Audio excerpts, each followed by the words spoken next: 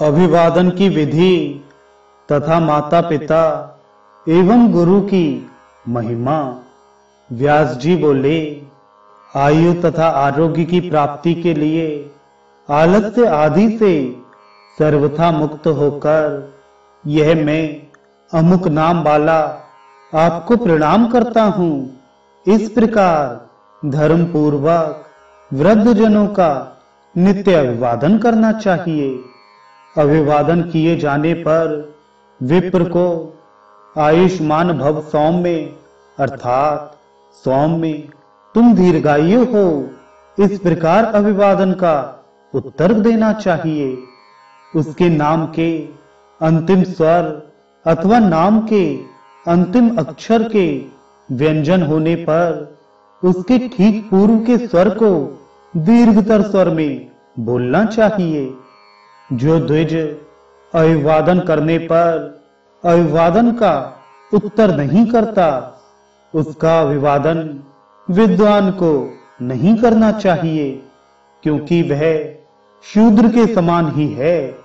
अभिवादन के समय गुरु के चरणों का स्पर्श व्यत्यस्त पाणी होकर करना चाहिए, अर्थात बाएं हाथ से बाएं पैर को और दाहिने हाथ से दाहिने पैर को स्पर्श करना चाहिए, जिससे लौकिक, वैदिक अथवा आध्यात्मिक ज्ञान प्राप्त किया हो उस गुरु का सर्वप्रथम अभिवादन करना चाहिए। देव पूजन आदि कर्मों में भिक्षा में प्राप्त जल, पुष्प तथा समिधा अथवा इसी प्रकार के अन्य पदार्थों का प्रयोग नहीं करना चाहिए। मिलने पर ब्राह्मण से उसका कुशल पूछना चाहिए। इसी प्रकार क्षत्रिय से रोगराहित्य, वैश्य से क्षेम और शूद्र से आरोग्य पूछना चाहिए। उपाध्याय, पिता, ज्येष्ठ भ्राता, राजा, मामा, ससुर, रक्षक, मातामह, पितामह, अपने से श्रेष्ठ वर्ण वाले तथा चाचा, ये लोग गुरु कहे गए हैं। माता, मातामही, गुरु पत्नी, पिता एवं माता की बहन, सास, पितामही तथा ज्येष्ठ धात्री, ये सभी स्त्रियां गुरु हैं। द्विजों, माता और पिता के संबंध से यह गुरु वर्ग कहा गया है, अर्थात माता के पक्ष से तथा पिता के पक्ष से जो लोग श्रेष्ठ कोटि में हैं, उन्हें बताया गया। मन, वाणी और कर्म द्वारा इनकी आज्ञा का पालन करना चाहिए। गुरु को देखते ही आसन से उठ जाना चाहिए और अभिवादन की विधि से उन्हें अभिवादन करना चाहिए। अनंतर उनकी आज्ञा पाकर हाथ जोड़कर सम्मुख बैठना चाहिए, पर इनके साथ एक आसन पर नहीं बैठना चाहिए और अपने व्यक्तिगत स्वार्थ के लिए इनसे विवाद भी नहीं करना चाहिए। प्राण धारण के लिए भी द्वेषवश गुरुजनों से विवाद ना करें। अन्य गुणों के विद्यमान रहने पर भी गुरु से द्वेष करने वालों का अध्यापतन होता है, अर्थात गुरु द्वेषी के सभी गुण व्यर्थ होते हैं। अभी बताए गए सभी गुरुओं में भी 5 विशेष रूप से पूजनीय हैं। उनमें प्रथम 3 श्रेष्ठ हैं। उनमें भी माता अधिक पूज्य होती है। उत्पादक अर्थात पिता, उत्पन्न करने वाली अर्थात माता, विद्या का उपदेश देने वाले अर्थात गुरु, बड़े भाई और भरण पोषण करने वाले स्वामी, ये 5 गुरु कहे गए हैं। कल्याण चाहने वाले व्यक्ति को अपने सभी प्रयत्नों के द्वारा प्राण ही क्यों ना त्यागना पड़े, पर इन 5 गुरुओं का विशेष रूप से आदर करना चाहिए। जब तक माता और पिता ये दोनों निर्विकार रहें, तब तक सब कुछ छोड़कर पुत्र को उनके परायण रहना चाहिए।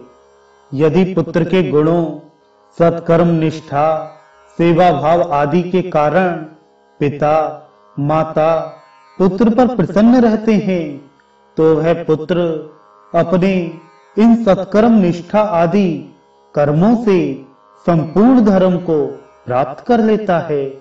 अर्थात यज्ञ, दान आदि बड़े बड़े कर्मों से होने वाले सभी पुण्य माता पिता की प्रसन्नता के कारण पुत्र को प्राप्त होते हैं।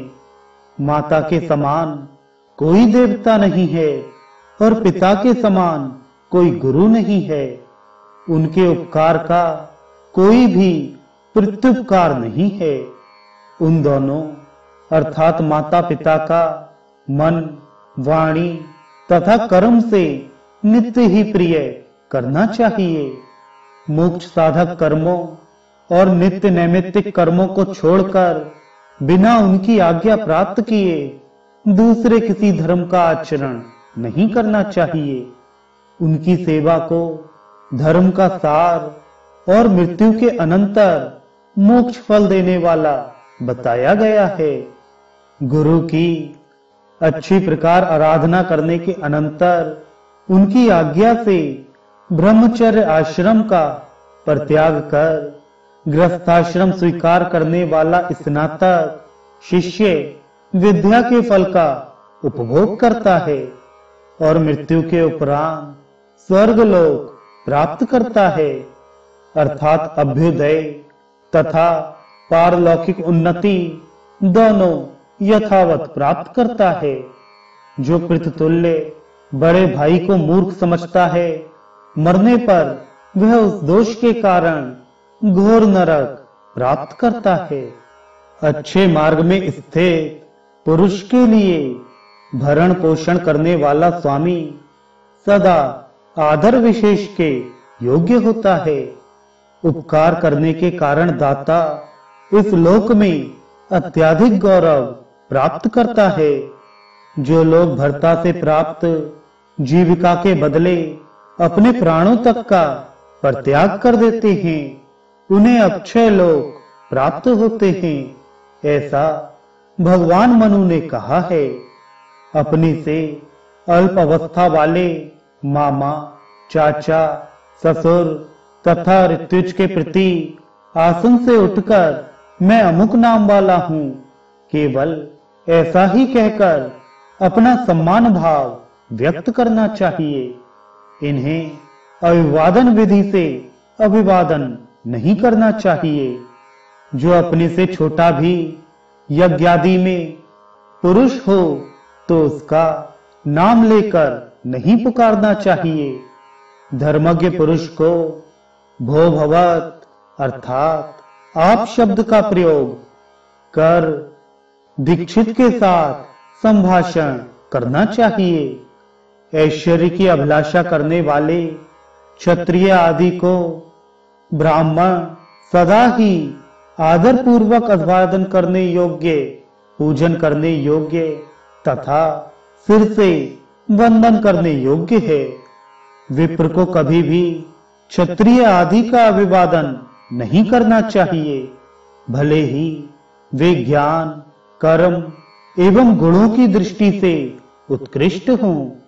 ब्राह्मण को सभी वर्णों के प्रति स्वस्ति अर्थात कल्याण हो ऐसा कहना चाहिए।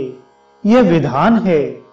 समान वर्णों में कनिष्ठ व्यक्तियों को ज्येष्ठ व्यक्तियों का अभिवादन करना चाहिए।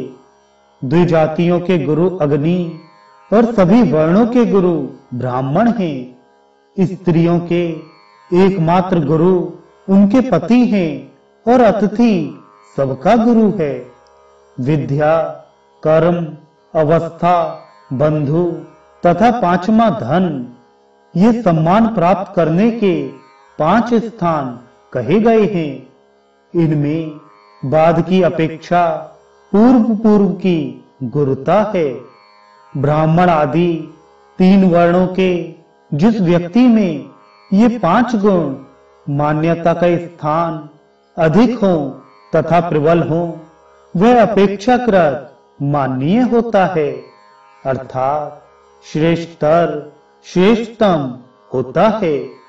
दशमी अर्थात 90 वर्ष से अधिक अवस्था को प्राप्त शूद्र भी मान देने के योग्य हो जाता है। अर्थात ऐसे शूद्र के आने पर उसे बैठने के लिए आसन आदि आदर भाव पूर्वक देना चाहिए। ब्राह्मण, स्त्री, राजा, नेत्रहीन व्यक्ति, वृद्ध, भार से पीड़ित व्यक्ति, रोगी तथा दुर्बल के लिए रास्ता छोड़ देना चाहिए। अर्थात एक ही रास्ते पर आमने सामने होने पर स्वयं हटकर इन्हें रास्ता दे देना चाहिए। इनके निकल जाने पर स्वयं जाना चाहिए। ब्रह्मचारी को प्रयत्न पूर्वक प्रतिदिन शिष्टों के घरों से भिक्षा लाकर गुरु को निवेदित कर गुरु की आज्ञा प्राप्त कर मौन होकर भोजन करना चाहिए।